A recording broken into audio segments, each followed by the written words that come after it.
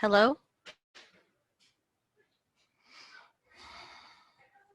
Hey, Lex, can you help me? I need you.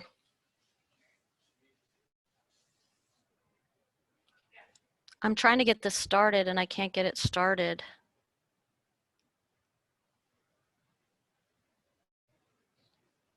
So I'm here and I don't know what I'm doing wrong.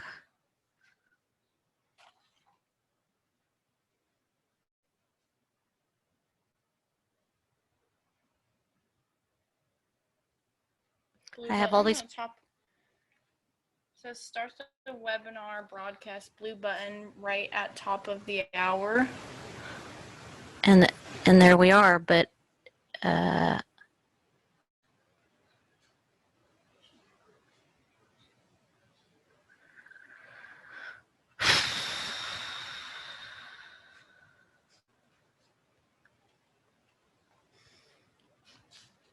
I can't see where my facilitator is. Okay, so I've started that. So what's the next thing I do?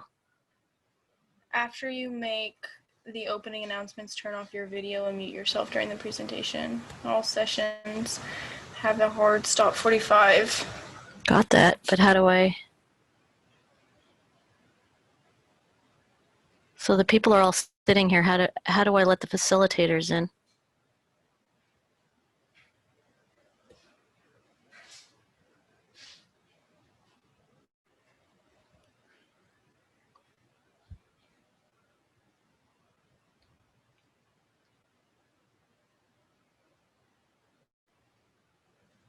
I have no idea.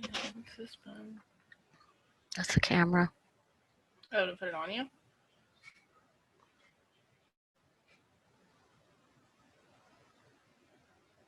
What are you trying to do? Start it? Mm-hmm.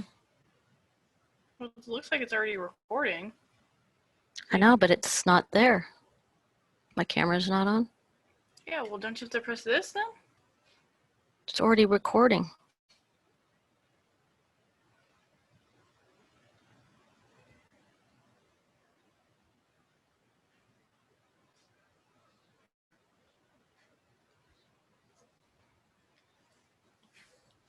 Is there someone you can call to ask? Because I have no idea. Noise.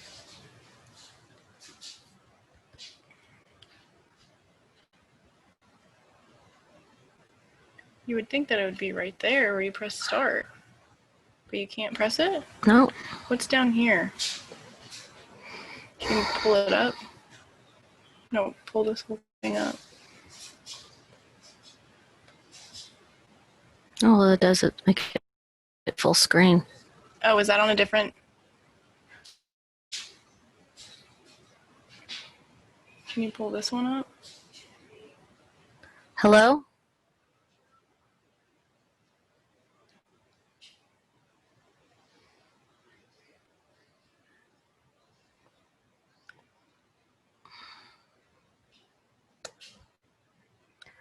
Hey, hello?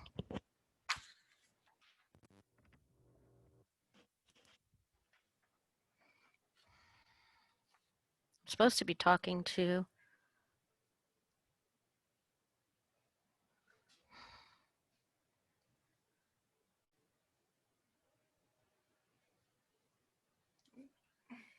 That's all right. There's nobody here. Are you sure it's the right meeting thing? Yes, I am.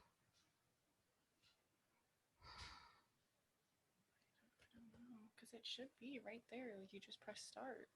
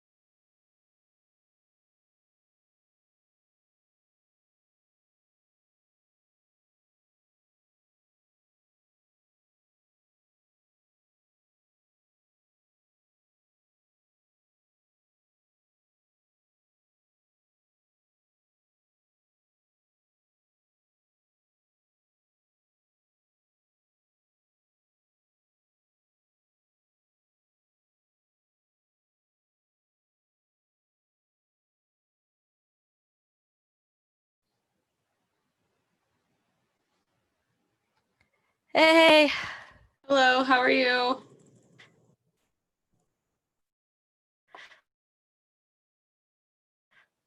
all right. I was like, do you by chance know why it's not letting me? It's got like all the invites rather than people who've signed up for this presentation. I do not.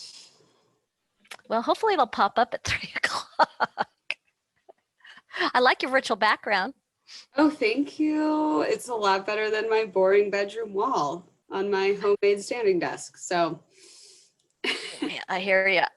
I had a similar view, but I've had too much trouble trying to figure out how to do this.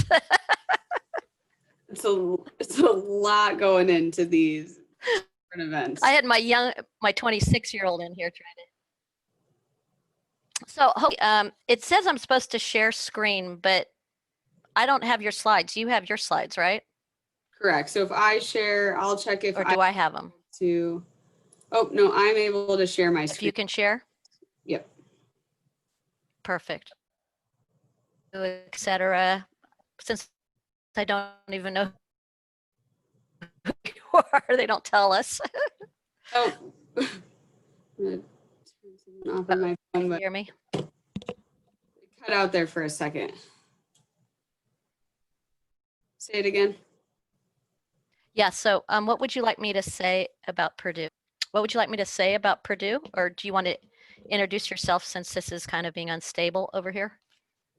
I can just introduce myself. The first slide has the name of the school and then my name and title. So maybe I'll just do an introduction and then post just with this background. And then I will share my screen and kind of do a more formal introduction, and then I'll get started. Oh, that would be Because I'm awesome. here by myself, I'm gonna probably present for about a half hour.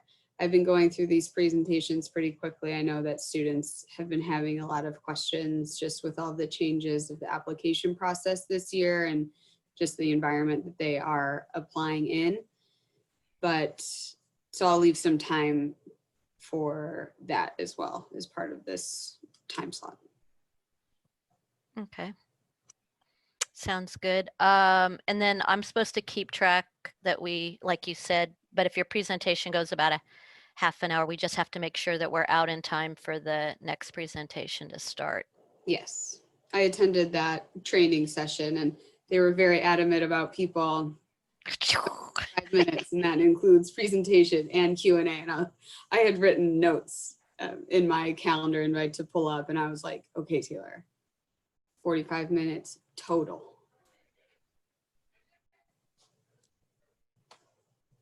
Yeah, I wish I had visited Purdue. It looks beautiful. But It is, I know, a lot of counselors have been I telling haven't got to go there yet. me. Where are you based? I'm in California, in Concord, You're in Concord, okay. but we're still on distance learning. For a little, oh, yeah, Where are you at? I'm sorry.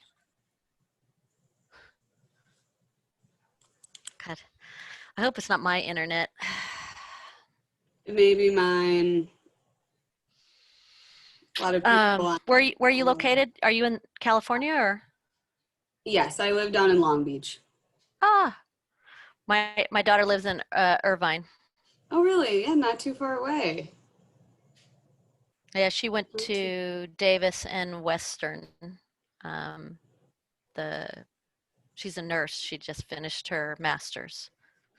Is she working down in Irvine? She's in Orange at St. Joseph's. St. Joseph. Awesome. Actually, one of my very good friends that I play volleyball with just got a job there. But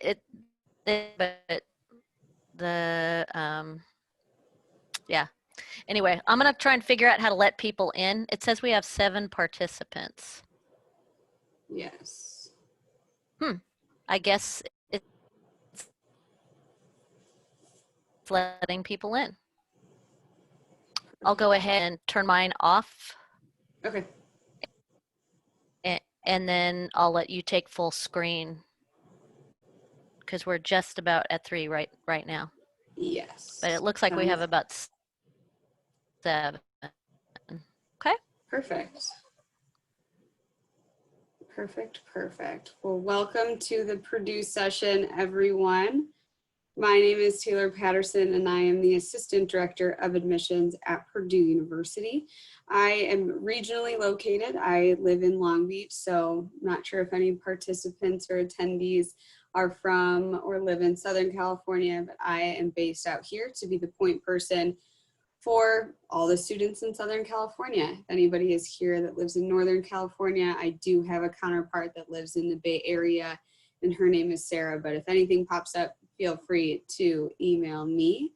I'm gonna share my screen and get started with the presentation, and then we will cover academics, campus life, support as well. Going through the application process will tie up at the end of that presentation. So I am going to share my screen and we'll get started.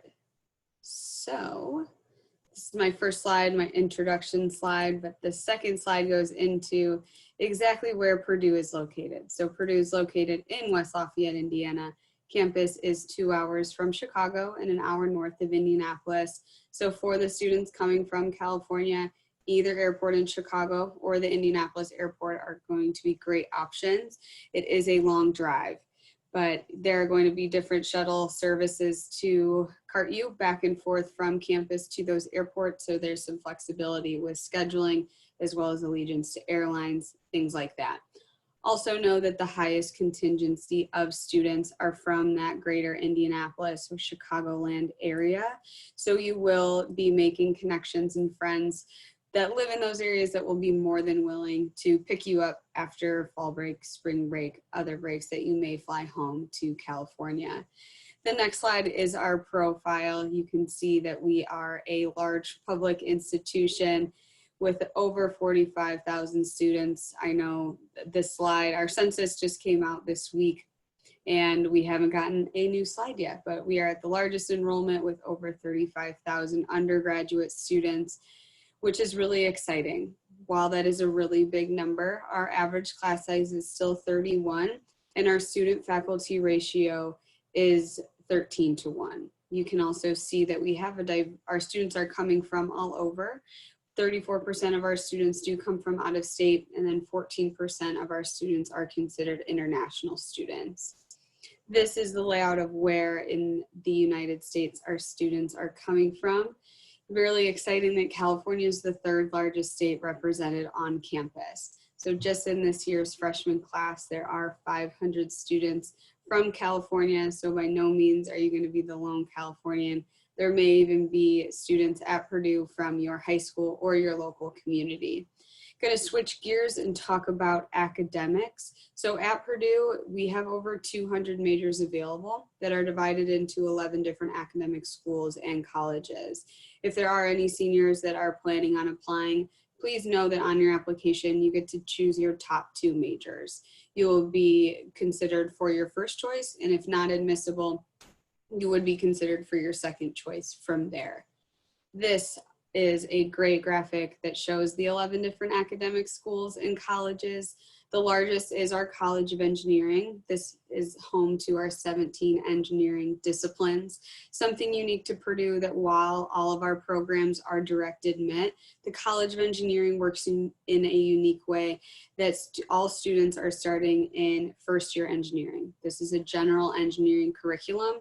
And then in between the first and second semesters is when students go through a transition to major process where they would start that specific engineering discipline the beginning of their sophomore year. I am going to make a few quick notes about all of these academic colleges, so just stick with me. The College of Liberal Arts are home to our humanities programs, but also things like creative writing. All the languages are housed in that academic college too, as well as our visual arts programs. The Polytechnic Institute is home to our technology programs. Covers a lot. So whether it is the 14 engineering technology programs that are going to be more practical based than theory based.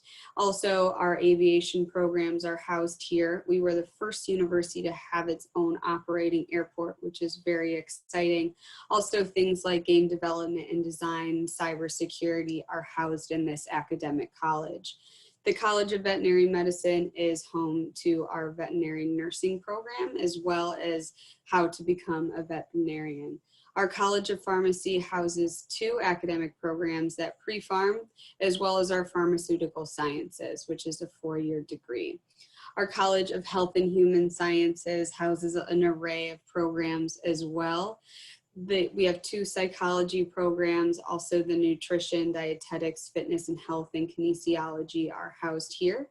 Our nursing program and our hospitality and tourism management are also housed in that academic college. So you can see a big range of programs. The College of Education is a little bit smaller, but is home to all of those education programs, and also a non-licensure program that goes over curriculum and instruction. So then elementary education, special education, there are some dual certifications as well.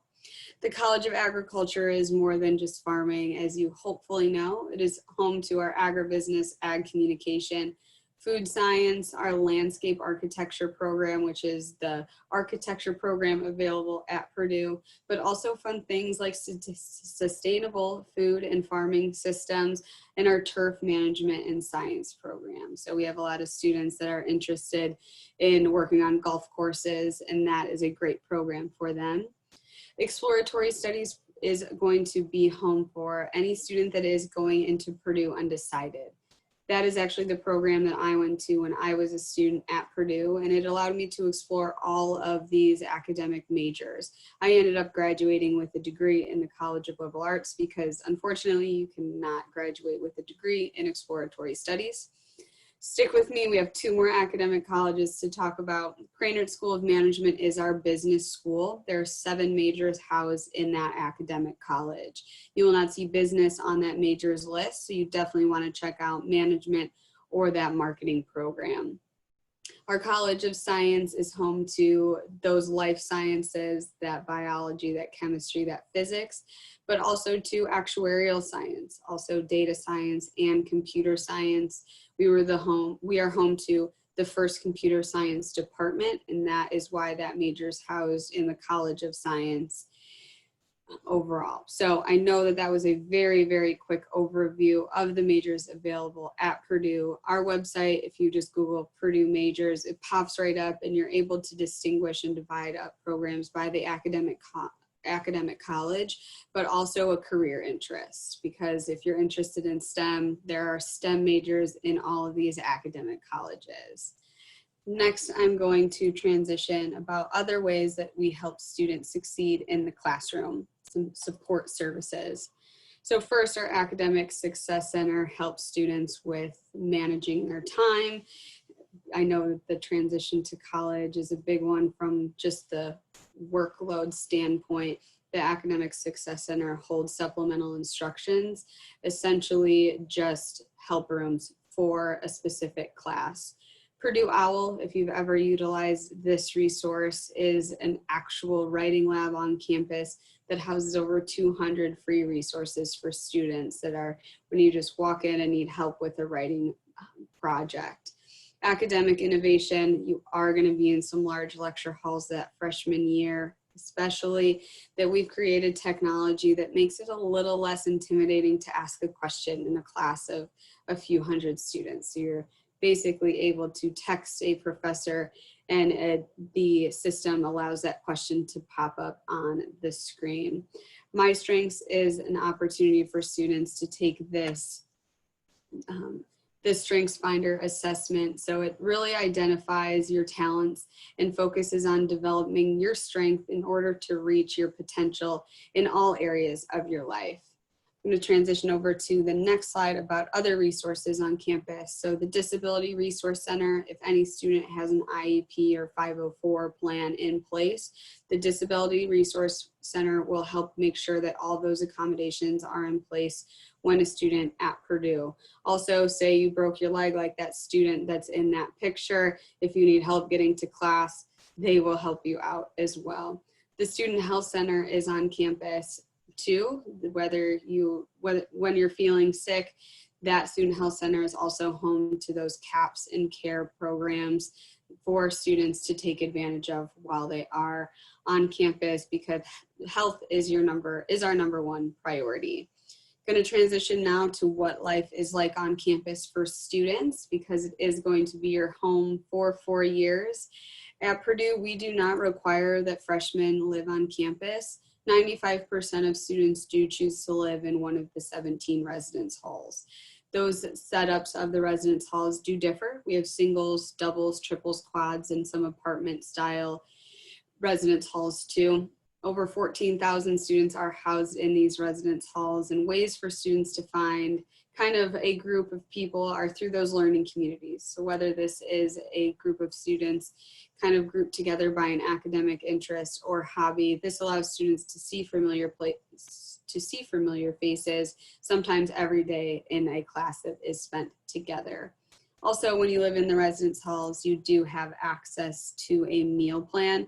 There are a lot of different ways for students to curb their hunger cravings. We have 5 dining courts on campus, and students are also able to use their meal plan swipes, we call them, at what we call on the go, essentially grabbing a paper bag lunch and heading to campus or back to your residence hall.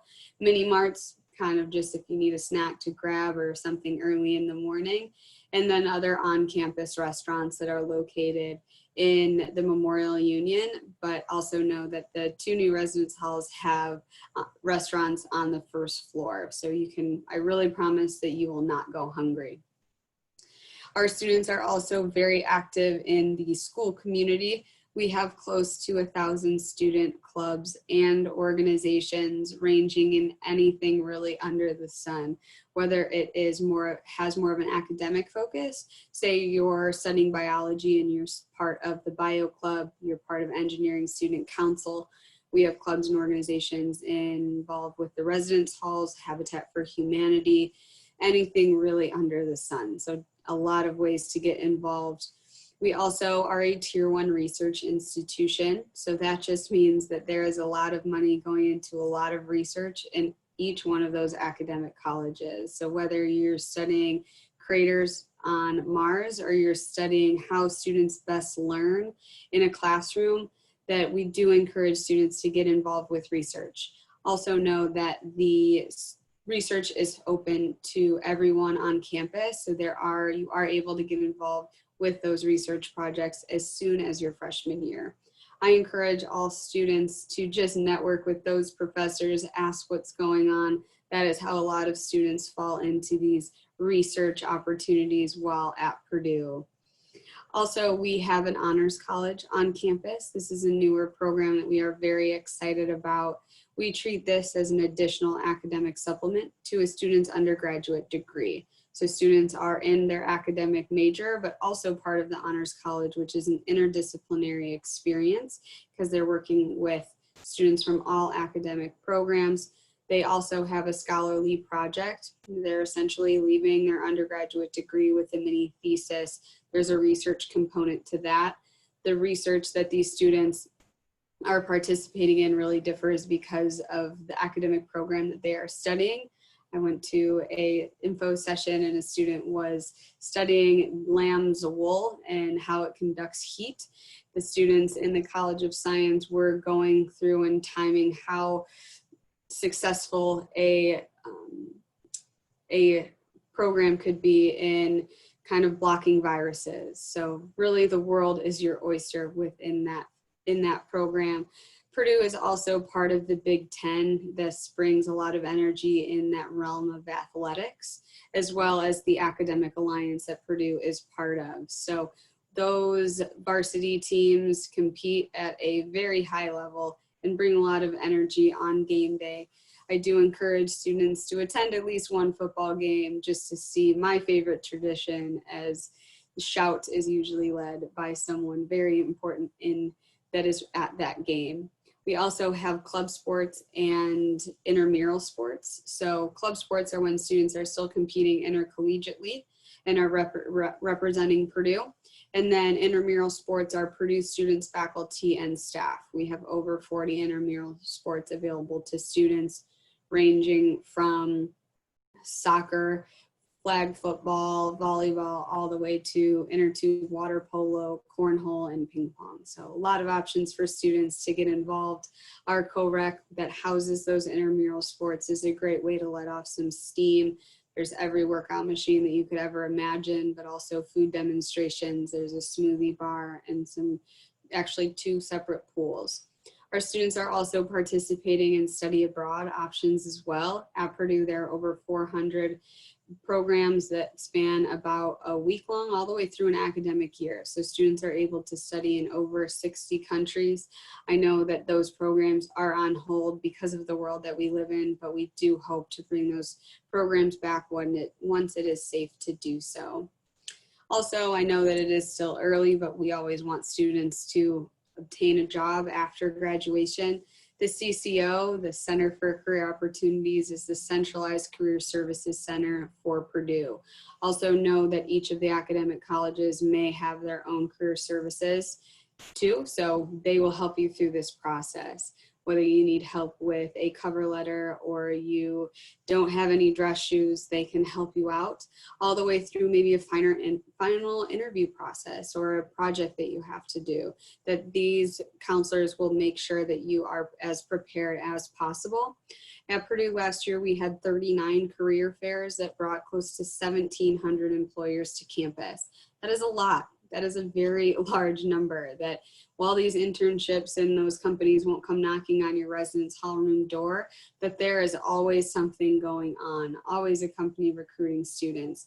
Those recruiters know that Purdue students are academically prepared from their work inside the classroom, as well from their experiences outside, that they'll very much be able to hit the ground running, whether it's their first job or their first internship. The largest career fair on Purdue's campus happens every fall semester. It's called the Industrial Roundtable. This is where 400 companies are coming to recruit students that are studying programs under that STEM umbrella. So I work with students and have recruited students that have an internship set up for that following summer that have only been college students for about a month, which is always very exciting to hear. These companies that come recruit are from the Midwest, around the country, and around the world, that international companies do come to Purdue to recruit students. Also know that the networking opportunities are really endless with that name recognition of Purdue and the fact that there are Boilermakers everywhere. Specifically in California alone, there are thousands. So I live in Long Beach and there are 5 Purdue alum just on my block that I did not know. But I hang a Purdue flag on game day, and I've gotten some waves and had some great conversations. Those alumni chapters are a great way to connect with during your undergraduate degree as well as after you graduate. I myself have been part of 4 alumni chapters since I graduated from Purdue. Also know that Purdue is in that Big Ten and that academic alliance. There are also branches of the Big Ten Alumni Association too. In Southern California specifically, they do scholarship dinners. They have great ways to just connect with people as well, which not a lot of conferences can say that they do. I'm going to transition over to application evaluation. So at Purdue, for an application to be complete, we need a few things. So to start, we are on the common application. There is a supplemental application embedded in that. It includes 2 short essay questions. They're put more eloquently than this, but it is why Purdue and why your major. Also, we require that 650-word essay, as well as we utilize the self-reported grade section. So that just means you need a copy of your transcript and you will plug and chug all of that information in there. We also have students self-report their test scores as well. So you will just need to know the test date as well as your scores. In the world that we live in, Purdue has announced that we are test flexible this year. So if students have taken a standardized test, we do encourage the students to send that to us, but in no way, shape, or form will a student's application be not evaluated or considered for merit-based scholarships. So I like to think of it as if those test scores are part part of the application. It's just a piece of that puzzle. And if they are not included, it's just not a piece of that puzzle, if that helps. There's also the $60 application fee or waiver as part to complete that application. So once an application is complete, it is seen by at least 2 people in our admissions office. The first thing we look at is if the minimum high school coursework has been met. So that includes 4 years of math and English courses, 3 years of science and social studies, and 2 years of foreign language. Those are going to be the minimums. A majority of students are exceeding these high school coursework requirements. So once we look at that, we are going to be pulling up a student's transcript. We are going to be looking at the specific grades and courses, the strength of curriculum, that is referring to the rigor of those courses. So honors, AP, IB, dual enrollment, that will all be reflected on that transcript or that self-reported grade section. Also the relevant coursework. This just means what opportunities does your high school offer and what have you taken advantage of. Also, we are looking at the academic trends of that transcript. So we want students to be moving in that positive arrow, that way that arrow is pointing is onwards and upwards. You will notice that none of these boxes on this slide go into the GPA. At Purdue, you are more than just a number. We are looking at that story that your transcript tells us. The GPAs can also be calculated in a lot of different ways. So that is why we are looking at those other pieces of that puzzle. We also will take those standardized test scores into consideration. Again, we are test flexible this year. So if you do not have those test scores, if you have not been able to take a standardized test, that it is a-okay. It just wouldn't be a piece of this application review. Next is going into all of the things that you are doing outside of school. Those extracurricular activities section is always important and probably the most fun section for me to read through. So an extracurricular activity is essentially anything that you're doing outside of those classroom hours. Are you part of a club, an organization? Are you an athlete, whether it is through your high school or club team? Are you part of the arts? Do you volunteer? Do you have home responsibilities? Are you even conducting your own research or creating your own application? We have a lot of students doing that nowadays, that if you are able to quantify this activity, please put it on here. We also know that these extracurricular activities have looked a little bit different since March, and we are definitely taking that into consideration. So really list anything that you have done, whether it is baking a new bread or trying a new recipe every week, or teaching yourself how to play the ukulele, via YouTube videos. So we know that you've had to be creative and students are doing some really awesome things. Also, the essay is going to be a very important part of this application review process as well. So we have that main essay on the Common Application. There are 7 prompts for students to go through, and you only have to answer one. The word limit is 650 words. And what we're looking and what we're pulling from this essay is, can you clearly communicate your ideas through words? Are you answering this essay prompt? Also, spelling, grammar, and paragraph separation is very, very important. The counselors at Purdue read hundreds of essays, and it just is a little bit overwhelming to our eyes when we just see a block of text. I encourage students to get creative and tell a story that isn't in any other part of the application. So it's really fun to learn about what students are doing. In reference to the supplemental questions, those as part of a supplemental application, the why Purdue and why your major, please spell Purdue correctly. This is a great example of when copy and paste can be your best friend, but also your worst enemy. And then also just talk about something specific to Purdue. This isn't a trick question. We honestly just want to know why you are interested in Purdue. Also, I want to talk about recommendation letters. They are not a required part of the application, but we do encourage students to do so. These recommendation letters can come from a counselor, a teacher, a coach, a mentor, a boss, really anyone.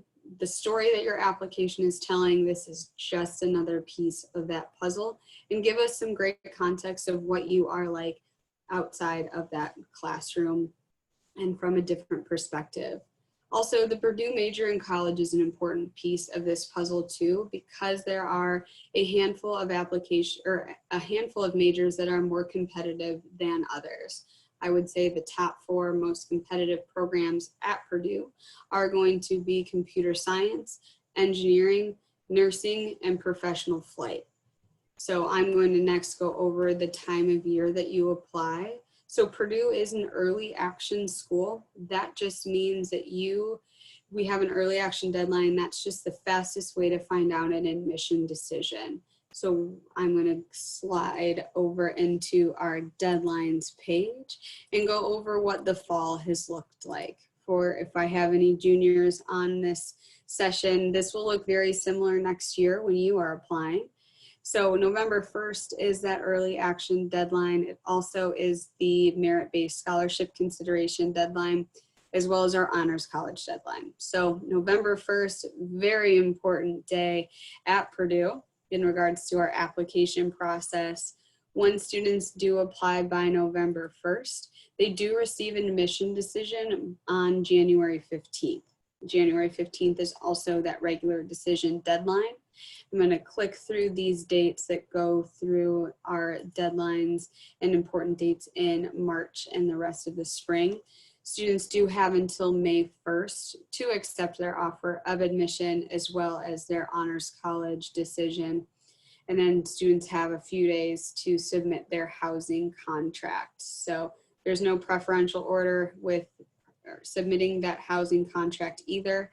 On May 6th, our housing folk over there will put them all together and start placing students in those residence halls. So again, November 1st is going to be a very important date in this application process. Next, I'm going to go over the cost of attendance. So the non-resident tuition is listed in the middle of that page. My one plug for this is that our tuition has been frozen for the 9th consecutive year. That is unprecedented in the realm of higher education. Our current president, Mitch Daniels, is very much pushing affordability for all students that come to Purdue. Also know that none of the programs or majors at Purdue are impacted. That is a very California thing I like to say. So students are going to be able to get in and out within those 4 years of their undergraduate degree. Also in the realm of financial aid, students do need to apply by November 1st to be considered for those merit-based scholarships. There are going to be a handful of academic colleges at Purdue that have a supplemental application. So when you apply to Purdue, you gain access to what we call an application portal. And if the supplemental application for the financial aid is on there for a specific program, you would have access to that. We also utilize a tool called Scholarship Universe that would allow students to view certain scholarships that they would be able to apply for. This last slide is just some fun pictures and how I like to end these presentations of giving you a sense of all the energy that Purdue has in West Lafayette. So you can see our mascot, Purdue Pete, is the athletics mascot riding a scooter by one of the fountains. You can see the seasons as well. And then just how students are able to gain those connections and also get a very solid education. We know that the current environment is a little bit different, but Purdue is offering great opportunities for students to connect with the university. To start, you can email me. I will put my contact information in that chat portion.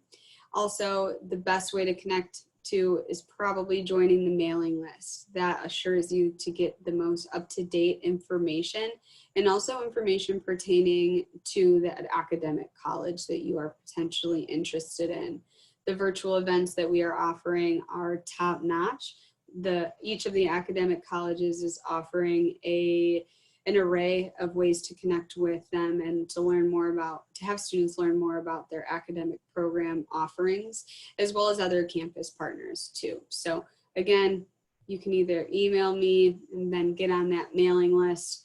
So that is the end of my presentation. I'm going to stop sharing my screen and go through those questions and answer those questions that are popping up in that Q&A. So please. Would you like me to go ahead and read them to you, Taylor? Oh, I can pull them up. That's okay. fine. So I have one student that is asking when the early action deadline is. So that is going to be November 1st. So that is the date and deadline to keep into consideration when students apply for that early action deadline. They're just in that first group of applications that we do review. There's no preference if you apply August 2nd or November 1st, that you're in that first group of applications that we do review. There are going to be a handful of programs that are going to be pretty competitive for those students that apply for that regular decision deadline. So I encourage all students to apply for that November 1st deadline, because you're going to be considered in that first group of applications that are reviewed. You also are considered for our merit-based scholarships, as well as our honors college consideration as well. So November 1st, and again, to clarify, we are an early action school. That is that non-binding agreement for students. I have another question that came in that says, does Purdue conduct interviews? We do not conduct interviews just by the sheer amount of applications that we do receive, but there are great ways to connect with us that would allow you to learn more about the university, but no formal interviews are conducted. I have another question coming in about establishing residency. So Purdue is, the little spiel that I usually use is, I am not a housing expert, is students need to be living in the state of Indiana for at least a year and not pursuing higher education to be considered a resident. Indiana is a trickier state to gain residency, but if you want to email me, I can send you some information about from our residency office that would go through some of those specific things that students need to complete to gain residency. If there are any other questions, please send them my way. I will be kind of going through some common questions that I do get asked. So number one is the weather. We do see all 4 seasons in West Lafayette, and sometimes as a joke, I like to say we have all 4 seasons in one day. You will have to come prepared with maybe some waterproof shoes and a warm jacket, but you will learn how to layer. Something unique to Purdue, that for being such a large school, the campus itself is only about a 10-15 minute walk from opposite ends of campus. So also walkable, it is easily walkable, accessible via bike. We do have those scooters that maybe aren't the safest in the snow, but it is very easy to get around. We also have about 7 miles of underground tunnels that students like to take advantage of, and then a great bus system that goes from each part of academic campus to every single residence hall. So I definitely would suggest that you buy some warmer clothes, and then when you're in that area, especially for my students that are living in Southern California, that a lot of the winter gear is for fashion rather than function. And you can also kind of see what students think works best over there. Also, I want to talk about the orientation programs. So at Purdue, we have 2. The first one is called STAR, and that's kind of more business oriented. This is when students would be meeting with their academic advisor, choosing the courses that they would be taking, and also looking and reviewing all that AP credit or dual enrollment credit to make sure that you are placed in which classes that are the best for you. And then also the second orientation program is called Boiler Gold Rush. We shorten it to BGR.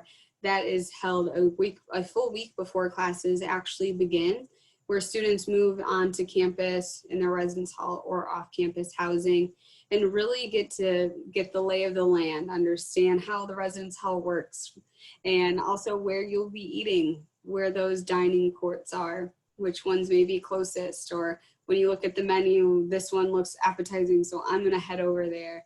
Then also going around campus and seeing where your classes will be. What if you have a short turnaround of when would you be able to just have to go right to class, or would you have time to go back to your residence hall in between classes for a little break? So that full week of Boiler Gold Rush allows students to learn more about the support services on campus and also learn about those clubs and organizations too.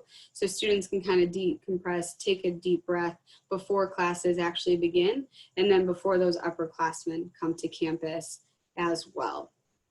If there are any other questions, please do send them my way, as I have about 10 more minutes on this presentation.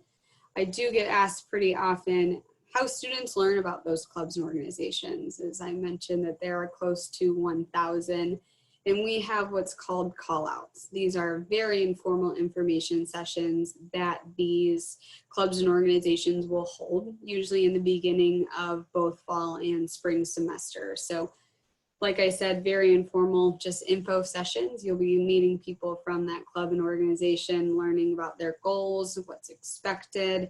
I know that the ski and snowboard club announces where they may potentially be going for a spring break trip, whether it's to Colorado or Utah. That really allows you to explore all of those organizations and clubs. There's a great website too called Boiler Link that allows students to go through all of them, and it has information about when the club meets, the president, and how to get in touch with them as too. Another question that I get asked most often is, what is it like for a student coming from so far away? I think that just being in the Midwest, that Midwestern hospitality is a real thing that students do acclimate very well. Also with those 2 orientation programs and just how tight-knit campus is, really gives students the opportunity to really make this their home. Are there any other questions that I can answer for students that are on this call? Awesome. Okay, well, I guess I can go through a little bit more of a pitch after for this. So I always like to explain to students why I chose Purdue. So I went to Purdue a few handful of years ago, I would say, but when I was in your shoes, when I was in high school, of what kind of experience did I want my college career to be like? And I knew I wanted to live in the residence halls, also the caliber of academics. I was looking for a school that had that undecided program and that would allow me to choose from a large pool of majors available. Purdue really allowed me to do that as I graduated with a degree in communication. I have a concentration within that major as well. I have a global studies minor as well as an organizational leadership and supervision minor as well. That last one with the long title, shortened, is from our Polytechnic Institute. So I was able to balance classes from the College of Liberal Arts as well as the Polytechnic Institute. I'm also a big proponent for study abroad. I know that I mentioned that, but I think it's a really important opportunity that students don't take advantage of enough, whether it's a spring break program or whether it is a summer program or a full year, that it's a great opportunity to learn about the different areas of the world. The world is a big place, but also more about yourself. I was the only student from Purdue that studied abroad with my program in Greece that semester and walked away with some very, very good friends that I am still in contact with almost every day via text and phone calls. So just the energy of Purdue as well. There are a lot of opportunities for students to take advantage of, but then also just that Purdue students are very proud to be Purdue students. You can see in some of the pictures throughout this presentation that people are decked out in Purdue gear, and that happens whether it is a Saturday afternoon game day or it's just a regular Tuesday afternoon, that